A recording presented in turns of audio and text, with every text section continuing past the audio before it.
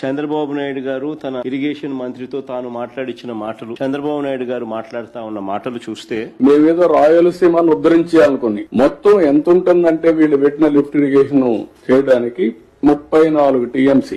ఏంటి దానివల్ల 20 టీఎంసీ నీళ్లు ఏమైపోతుంది? ఒక రిజర్వాయర్ లో ఉన్నాయి ఈరోజు 20 టీఎంసీ నీళ్లు. ఇప్పుడు కూడా మహాత్తర సిగ్గు కూడా లేకుండా వీళ్ళు మాట్లాడుతా ఉన్న మాటలు చూస్తే రేవంత్ రెడ్డితో చంద్రబాబు నాయుడు గారికి ఉన్న రహస్య ఒప్పందానికి అధికార ముద్ర వేసినట్టే. కరెక్ట్ గా రేవంత్ రెడ్డి కూడా ఇదే మాటలే మాట్లాడాడు. రాయలసీమ లిఫ్ట్ అవసరం లేదు అని అంటూ చంద్రబాబు నాయుడు బరి తెగించి మాట్లాడడం కూడా వాళ్ళిద్దరి మధ్య జరిగిన ఒప్పందానికి ఆమోద ముద్ర వేసినట్టే, అధికార ముద్ర వేసినట్టే. స్వలాభం కోసం ప్రజలకు ఎంతటి ద్రోహమైనా కూడా, ఎంతటి మోసమైనా చేయడానికి చంద్రబాబు నాయుడు అనే వ్యక్తి వెనకాడడు. తన స్వార్థం కోసం పిల్లనిచ్చిన మామను ఎన్టీ రామారావునైనా వెన్నుపోటు పొడుస్తాడు. తన స్వార్థం కోసం చంద్రబాబు నాయుడు జన్మనిచ్చిన సీమను కూడా ఏమాత్రం హెసిటేట్ చేయకుండా వెన్నుపోటు పొడుస్తాడు.